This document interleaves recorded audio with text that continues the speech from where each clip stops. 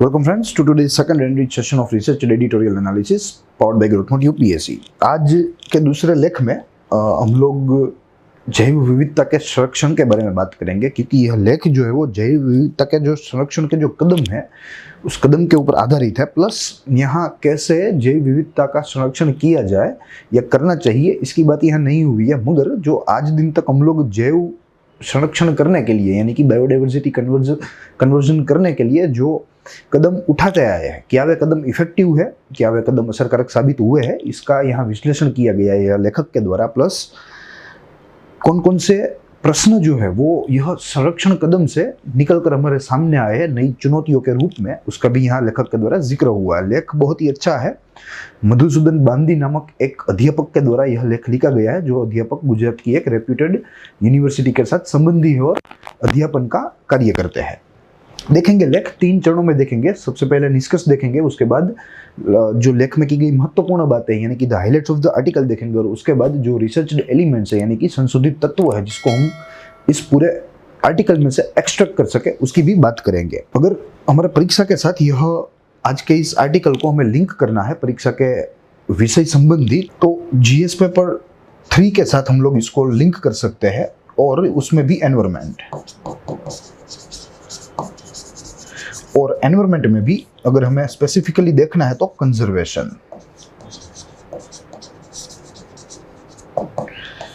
पर्यावरण का जो संरक्षण है उस मुद्दे के बारे में बात करता है।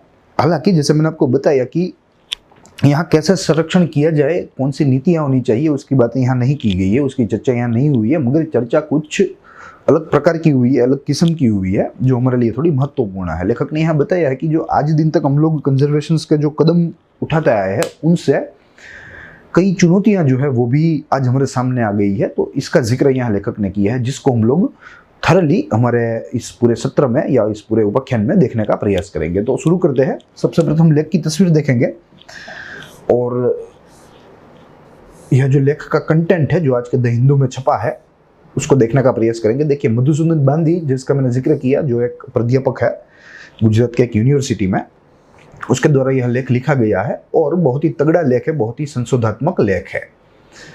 देखिए, अगर लेख के निष्कर्ष के बारे में अगर हमें देखना है तो मैंने जैसे आपको बताया कि निष्कर्ष में हम लोग यही कह सकते हैं कि यह लेख हमारी संरक्षण जो हमारा हो रहा है या कंजर्वेशन कह लीजिए, ये कंजर्वेशन में कहाँ भूल हो रही है हमारी, इसकी बात यहाँ की गई है। क्या हम लोग बायोडाइवर्सिटी के कंजर्वेशन के कदम में हम लोग कोई ऐसा कदम उठा रहा है जो अपने आप में ही यह बायोडाइवर्सिटी को नुकसानकारक है, हानिकारक है? क्या ऐसा हो रहा है? प्लस क्या यह बायोडाइवर्सिटी के कंजर्वेशन में हम लोग वहाँ के जो ड्वेलर्स है, ट्रेडिशनल ड्वेलर्स है, जो वहाँ कई पीढ़ियों से रहते आए हैं, जिसमें मुख्यतः ट्राइब्स का समावेशन होता है, क्या उनको यह संरक्षण के कदम जो है वे हानिकारक है? क्या उन लोगों के घर जो है वे तबाह हो रहे हैं? प्लस तो यहाँ मैं लिख सकता हूँ ट्राइबल्स,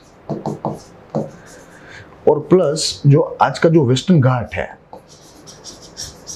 जो भारत का एक महत्वपूर्ण प्राकृतिक घटक है, क्या इस वेस्टर्न घाट्स में रहने वाले, क्या इस वेस्टर्न घाट्स के पिछले कई सैकड़ों वर्षों से उसके जो भाग बने हुए हैं यहाँ के जो ट्राइबल्स, क्या इसको नुकसानकारक है? इत्यादि चीजों पर हम जो है आज की इस चर्चा में बात करेंगे, इन पहलुओं को तपासेंगे। तो देखेंगे वन बाय वन। अगर महत्वपूर्ण बातों की बात की जाए तो सबसे प्रथम यहाँ कहा गया है कि वेस्टर्न घाट्स में वर्ष 2012 में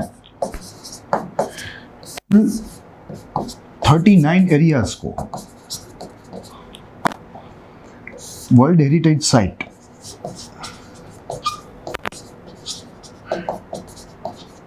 साइट्स घोषित कर दिया गया है, और यह 39 एरियाज में मेनली नेशनल पार्क्स है, सेंचुरीज है और उसके साथ साथ रिजर्व्ड फॉरेस्ट है। इन 3 चीज़ों का समावेशन होता है और इन सब चीज़ों को एक साथ में वर्ल्ड हेरिटेज साइट का एक बैनर दे दिया गया है, जो हमें मालूम है यूनेस्को के द्वारा दिया जाता है।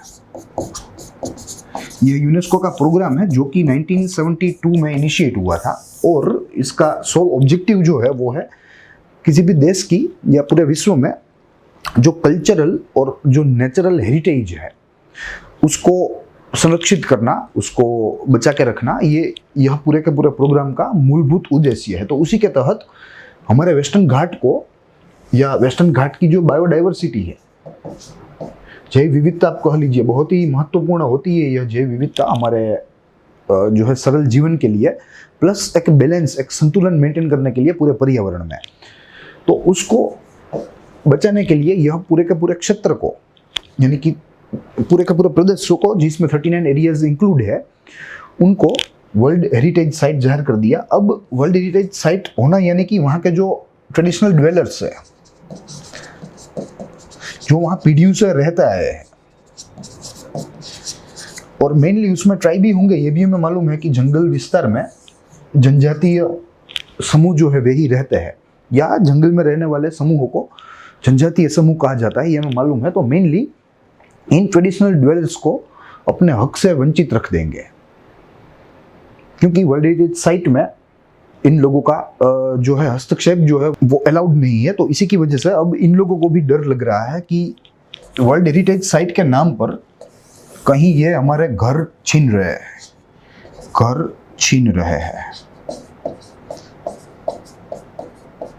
प्लस एक व्यू ऐसा भी है कि ये ट्रेडिशनल ड्वेलर्स है, ये इतने रिसाइलेंट होते हैं किसी भी बायोडाइवर्सिटी के सिटी से संपन्न एरिया के साथ, इतने रिसाइलेंट होते हैं कि वे दरअसल बायोडाइवर्सिटी को हानि नहीं पहुंचाते हैं, मगर बायोडाइवर्सिटी को यहाँ फ्लरिश होने में ये मदद रूप साबित होते हैं। मगर हमारी सरकार है, हमारी सरकारी नीतियाँ इन बातों को समझती नहीं है, इन बातों को जो है इन बातों की नोंद नहीं लेती, और इसी की वजह से आज ये मसला जो है वो हमारे सामने खड़ा है। ये लोग अब जो है डरे हुए हैं कि इन लोगों के जो परंपरागत जो रहठान था इन लोगों का, वो अब इन लोगों के पास से चलाया जाएगा in the name of world heritage sites. तो इसी का यहाँ मसला है। प्लस जैसे मैंने आपको बताया कि ये सारे इतने रिसाइलेंट होते हैं कि किसी भी जगह विशेष के साथ में या जगह विशेष की जो जैव विविधता है उसके साथ में बहुत ही रिसाइलेंट होकर ये अपना जीवन व्यतीत करते हैं। In fact they become helpful to the biodiversity of a particular region. तो इन लोगों को हटाने का कोई प्रश्न ही नहीं है। जो और हस्तक्षेप है वो कॉमर्शियल हस्तक्षेप है, humans commercial interference to any biodiverse region. तो उसको हमें खाली करना है, जो है उसको हमें खत्म करना है। वहाँ माइनिंग नहीं करने देनी है वेस्टर्न घाट्स में। इन लोगों को हटाने का कोई फायदा ही नहीं है, मगर वर्ल्ड हेरिटेज साइट के नाम पर इन लोगों को वहाँ से हटाया जा रहा है। प्लस इन लोगों में भी एक अब डर की भावना पैदा हो गई है कि ये सरकार जो है, या आप कह लीजिए अथॉरिटी, किसी भी जो है सरकार को यहाँ दोष देना ठीक नहीं है। किसी भी अथॉरिटी जो होगी वो समय के किसी भी बिंदु पर इन लोगों को यहाँ से निकाल कर बाहर फेंक देगी। प्लस आगे हम देखेंगे कि वेस्टर्न घाट में there are multiple tribal groups which are actually dwelling since centuries in the western Ghat area, और वे ऐसी अच्छी तरह से रह रहे हैं कि बायोडाइवर्सिटी को नुकसान करने की तो बात नहीं है, मगर उन लोगों बायोडाइवर्सिटी को ये लोग जो है मददरूप हो रहे हैं। They are actually creating a balance. और इन लोगों का जो जीवन धोरण है वो भी बहुत ही प्रिमिटिव है।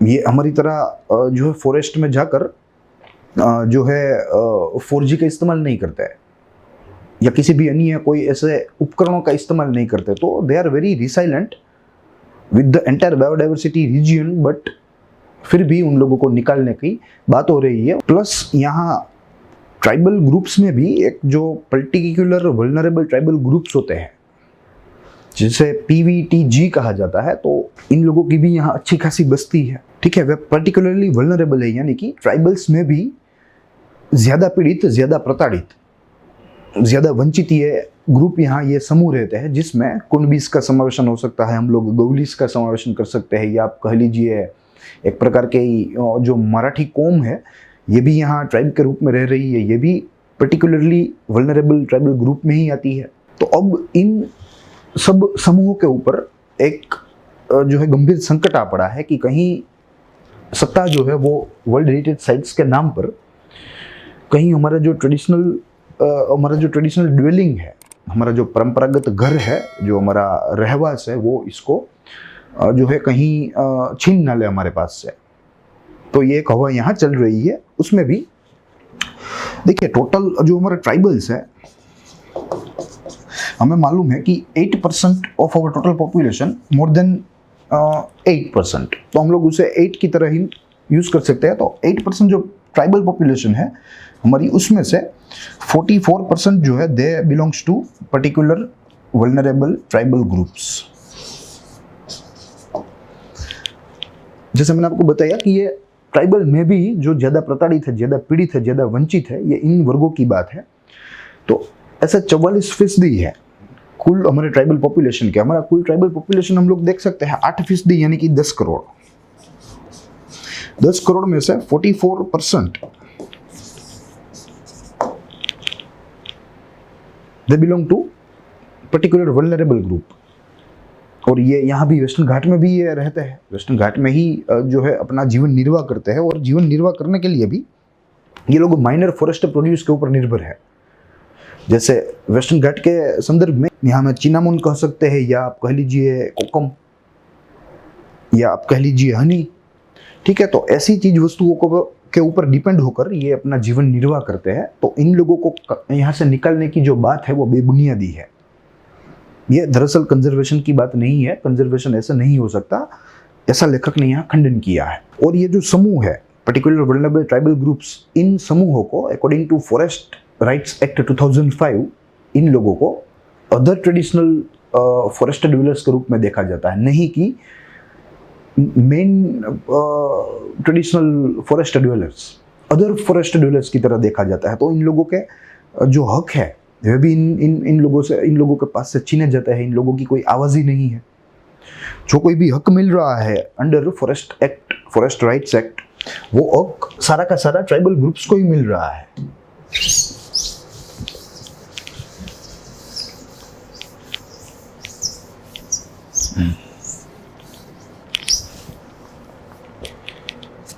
Particular vulnerable tribal groups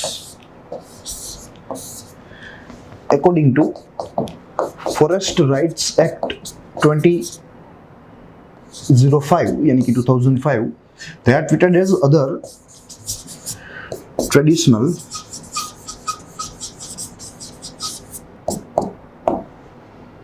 dwellers, या आप कह लीजिए फॉरेस्ट ड्वेलर। तो जो मेन ट्राइबल ग्रुप्स है, इन लोगों को अपने हक दिए जाते हैं। इन लोगों को अपना जो ट्रेडिशनल जो रहठान है वेस्टर्न घाट्स के अंदर, वो उन लोगों को एंटाइटल है, मगर इन लोगों की कोई आवाज़ ही नहीं है। और जैसे कि मैंने बताया कि अदर ट्रेडिशनल फॉरेस्ट ड्वेलर्स में ये लोग भी शामिल है, जो और वंचित है और ज़्यादा पीड़ित है, प्रताड़ित है। प्लस ये जो ग्रुप है, जो हमें मालूम ही होना चाहिए कि डेबर कमीशन की अनुशंसा के अनुसार यह ग्रुप का गठन हुआ है, या इन ग्रुप को आइडेंटिफाई किया गया है। Dhebar commission, it was formed in the year 1961, but 4th 5-year plan में ये ग्रुप को आइडेंटिफाई किया गया, ये ग्रुप को एक अलग सा दर्जा दिया गया। और शुरुआती जो नाम था वो था प्रिमिटिव ट्राइबल ग्रुप। मगर बाद में 2006 से इन लोगों का नाम चेंज कर केंद्र सरकार ने कर दिया पर्टिकुलरली वल्नरेबल ट्राइबल ग्रुप, जिसको forest act other traditional forest dwellers के नाम से पहचानती है। और इसीलिए इन लोगों के जो हक है वे पूर्ण नहीं होते, इन लोगों का कोई आवाज़ नहीं है। और इसी की वजह से आज ये जो प्रश्न जो है हमारे सामने वो उभर कर आया है। और ये प्रश्न में भी जो सबसे खराब प्रदर्शन है जो कोई राज्य का, वो राज्य है कर्नाटका।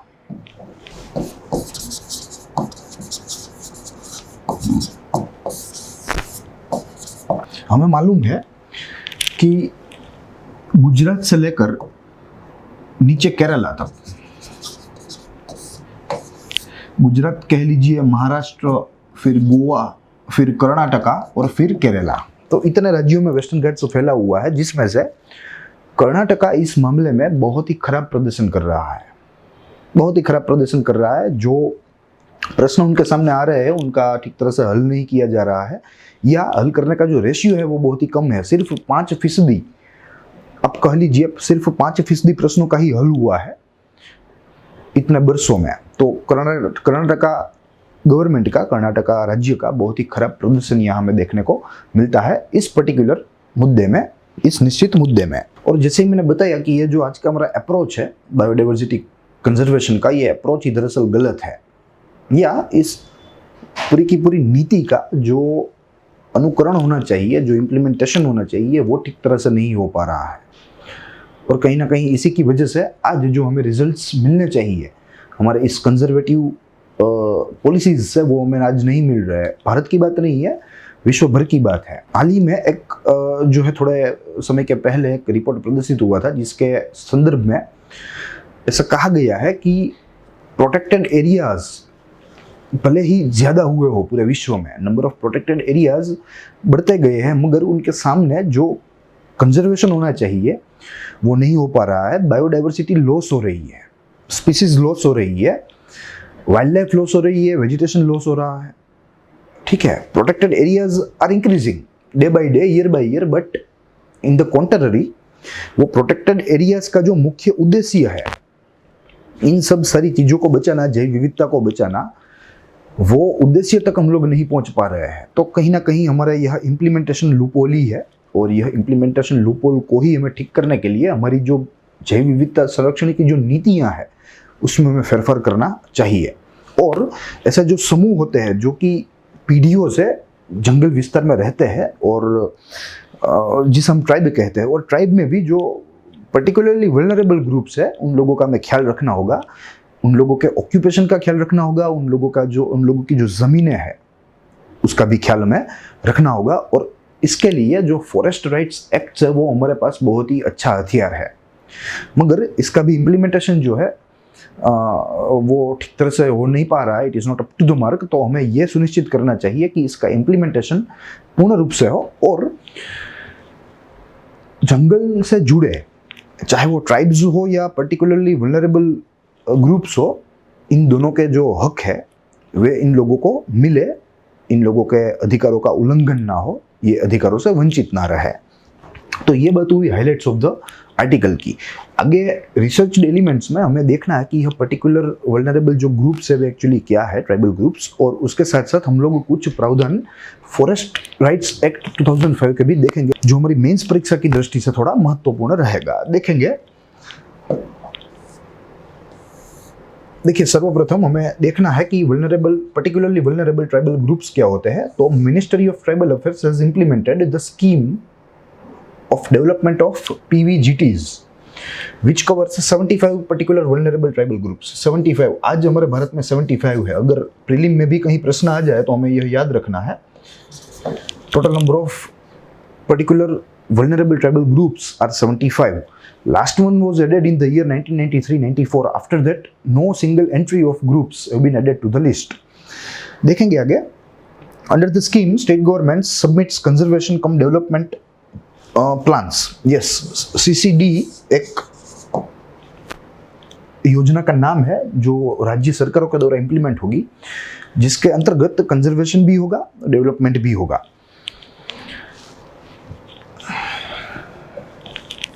उसके बाद देखें तो tribal population consist of 8.6% of the total population of India, जो मैंने बात की, और ये 8.6% होते हैं 10 करोड़। 10 करोड़ में से भी 9 करोड़ जो है वे रूरल एरियाज में रहते हैं, और जो बाकी का बचा 1 करोड़ है वो सब रहते हैं अर्बन एरियाज में।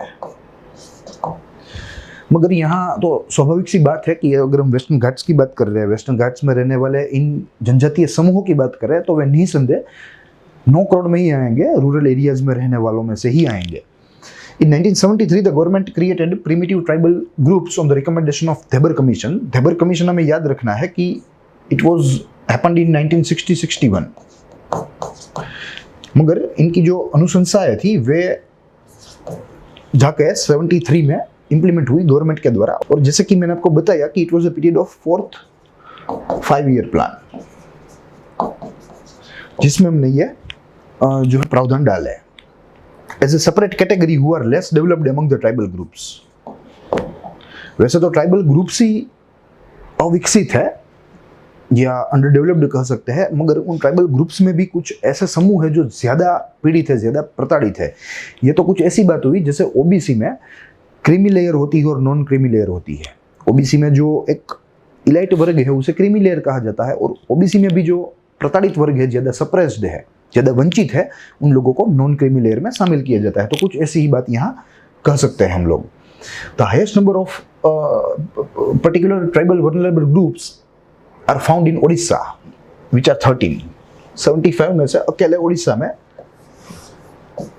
13 ऐसे समूह पाए जाते हैं and followed by Andhra Pradesh. Andhra Pradesh दूसरे नंबर पर है।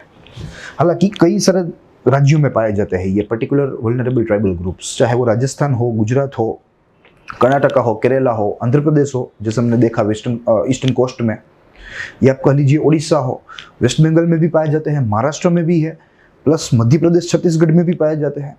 तो पूरे भारत में यह फैले हुए हैं। मगर आज का जो हमारा मुद्दा है वो मुद्दा है पर्टिकुलर ट्राइबल ग्रुप्स जो है पर्टिकुलर वल्नरेबल, उनके प्रश्न वेस्टर्न घाट के साथ संबंधी। हमें अन्य भारत के भागों में नहीं देखना है, मगर वेस्टर्न घाट में जो ये समूह रह रहे हैं उनके क्या प्रश्न है उनके ऊपर आज हम प्रकाश करने का प्रयास कर रहे हैं। Priority is also assigned to this groups under the scheme of special central assistance to tribal sub schemes, grants under Article 275 subclause 1 of the Constitution granting aid to voluntary organization working for the welfare of scheduled tribes and strengthening of education among the scheduled tribe girls in low literacy district। yes, तो इन ये सब जो सारी efforts है ये government efforts दर्शाती है, और इन लोगों का स्थान अच्छा करने के लिए, समाज में इन लोगों का स्थान अच्छा करने के लिए ये सरकार के द्वारा ये कदम उठाए जाते हैं। और ऐसा नहीं है कि वर्तमान सरकार ही उठा रही है या वर्तमान सरकार नहीं उठा रही है, कंटेम्प्रेरी सरकारों की बात है, सब उठाते हैं, मगर इम्प्लीमेंटेशन जो है वो यहाँ जो है अप टू द मार्क नहीं होता। और इसी की वजह से आज़ादी के आज 75 साल होने वाले हैं, मगर फिर भी इन समूह की परिस्थिति जो है वो और भी आप कह लीजिए दुर्बल हो रही है या परिस्थिति में दुर्गति हो रही है। तो ये एक चिंता का विषय है।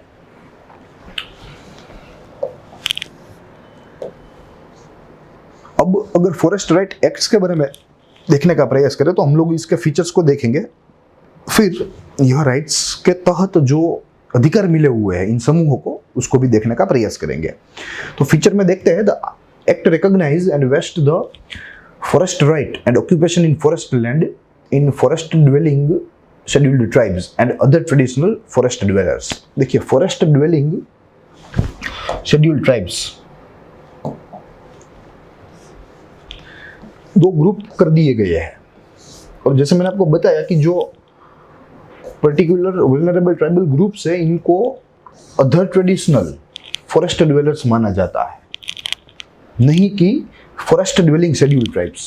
अगर फॉरेस्ट ड्वेलिंग शेड्यूल्ड ट्राइब्स होते हैं तो इन लोगों का जो प्रश्न है वो हल हो जाता, मगर ये अदर ट्रेडिशनल फॉरेस्ट ड्वेलर्स है तो इन लोगों का प्रश्न जो है वो ऐसा आसानी से हल नहीं हो रहा है, या सरकारें जो है वो जवाब नहीं दे रही है। मगर ये सब 3-4 पीढ़ियों से वहाँ रहते हैं, यानी कि लगभग 75 या 100 साल से वहाँ बसते हैं, तो इन लोगों को भी हक जो है वो मिलना चाहिए। आगे देखें, the act also establishes the responsibilities and authority for sustainable use, conservation of biodiversity and maintenance of ecological balance of both the community.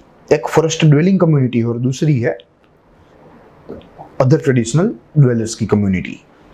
तो थोड़ी जिम्मेदारी भी यहाँ सरकार के ऊपर है। इस कानून ने रख दी है कि इन समूहों का अच्छी तरीके से इन समूह की देखभाल होनी चाहिए, प्लस बायोडाइवर्सिटी कंजर्वेशन भी होना चाहिए, उसके साथ साथ एक बैलेंस भी मेंटेन दोनों के बीच में रहना चाहिए। It strengthens the conservation regime of the forest while ensuring livelihood and food security of the FD/ST and OT/FD, ये दोनों के लिए है ये प्रावधान कि दोनों के ऑक्यूपेशन भी संरक्षित रहे और इन दोनों समूहों की जो खाद्य सुरक्षा है वो भी संरक्षित रहे। इन लोगों को कोई, आप कह लीजिए, जंगल में से जाने को नहीं बोले। सरकार इन लोगों को नहीं बोल सकती, कोई कंजर्वेशनिस्ट भी नहीं बोल सकते। देखते हैं आगे। It seeks to ratify colonial injustice to the FD/ST and OFTD who are integral to the very survival and sustainability of the forest ecosystem। जैसे मैंने आपको बताया कि ये दरअसल बाधा नहीं है बायोडाइवर्सिटी कंजर्वेशन में, मगर ये बायोडाइवर्सिटी कंजर्वेशन के एक आधार है। और हमारे कंजर्वेशन नीतियों को, हमारे कंजर्विस्ट लोगों को भी इन लोगों को एक आधार के रूप में ही देखना चाहिए, नहीं कि एक बाधा के रूप में। देखे आगे तो एक हमारे पास चार्ट है जिसके तहत इन लोगों को जो कुछ अधिकार मिले हुए हैं, इनका जिक्र हुआ है। देखेंगे सबसे प्रथम title rights. It gives to both the communities the right to ownership to land farmed by tribals और forest dweller subject to maximum of 4 hectare. Yes, इन लोगों को जमीनें मिलेगी या मिली हुई है। एक बात यहाँ जाननी है कि और जमीन नहीं मिल सकती। जिन जमीनों पर वे वर्षों से काम करते आए हैं वही जमीन उन लोगों को मिल सकती है और उसकी जो सीलिंग है वो है 4 हेक्टर की। Plus ownership is only for the land is actually being cultivated by the concerned family and no new lands will be granted. नई कोई जमीन इन लोगों को दी नहीं जाएगी। उसके बाद यूज राइट्स की बात करें तो rights of the dwellers extend to extracting minor forest produce, grazing areas, to pastoralist routes etcetera. Yes, ये यूज की बात है कि फॉरेस्ट की प्रोड्यूस को ये लोग यूज कर सकते हैं, माइनर फॉरेस्ट प्रोड्यूस, प्लस इसके जो पेस्टोरल लैंड्स है उसको भी यूज कर सकते हैं, ग्रेजिंग के लिए भी। आप कह लीजिए मधेसी होते हैं, ये ट्राइबल्स में कुछ मधेसी होते हैं तो ये ऐसा यूज कर सकते हैं, मगर इसके अलावा कोई अलग यूज इन लोगों के द्वारा किया नहीं जा सकता। यानी कि अगर कोई ट्राइबल ग्रुप किसी कॉमर्शियल ग्रुप को, कॉमर्शियल जूथ को अगर अपनी जमीन बेचना चाहे, वैसे तो ये नहीं चाहेंगे, मगर सपोज अगर हम उदाहरण के रूप में देखें कि अगर बेचना चाहे तो ये नहीं हो सकता। Forest right acts just does not entitle them this right to purchase and sell. ठीक है, तो यहाँ कुछ सीमाएं रखी गई है यूज के ऊपर इन लोगों के द्वारा। आगे देखें तो रिलीफ एंड डेवलपमेंट राइट्स में to rehabilitation in case of illegal eviction और forced replacement and to basic amenity subject to restriction for forest protection. Yes, अगर सरकार के द्वारा इन लोगों को यहाँ से निकाला जाए अवैध रूप से तो कंपेंसेशन मिल सकता है अकॉर्डिंग टू दिस राइट या अकॉर्डिंग टू दिस एक्ट। ठीक है, तो they are entitled to compensation in case of any type of illegal eviction from the land। और forest management right में it includes the right to protect, regenerate or conserve or manage any community forest resource which they have been traditionally protecting, conserving for sustainable use। तो ये उन लोगों को management करने का हक भी दिया गया है कि आप जिन जगहों पर रह रहे हैं आप उसका प्रबंधन अच्छी तरीके से करें, उसमें कोई किसी को दिक्कत नहीं होगी। तो this were the rights which are actually entitled to the both the groups। The first one, forest dwelling groups, forest dwelling tribal groups or other traditional dwellers of this forest।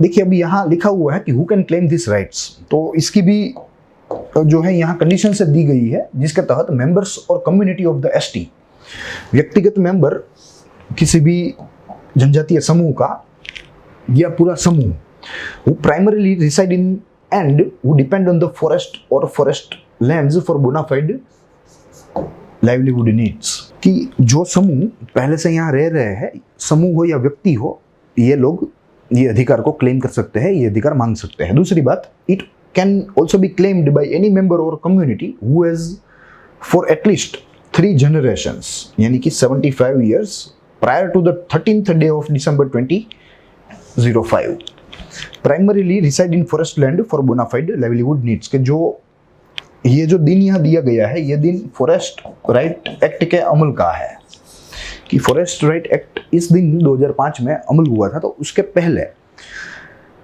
जो लोग 3 पीढ़ियों से यहाँ रह रहे हैं, यानी कि 75 वर्ष से ज़्यादा के समय के लिए यहाँ रह रहे हैं, ये लोग क्लेम कर सकते हैं फॉरेस्ट राइट्स एक्ट के तहत। उसके बाद देखें तो the Gram Sabha is the authority to initiate the process of determining the nature and extent of individual forest right और कम्युनिटी फॉरेस्ट राइट और both they may be given to FDST और OTFD। यानी कि ग्राम सभा के ऊपर पूरा का पूरा अनुस रखा गया है बेनिफिशियरीज को आइडेंटिफाई करने के लिए। ठीक है, तो ये पूरी बात जो आज हमने की वो कंजर्वेशन एफर्ट्स के बारे में बात की।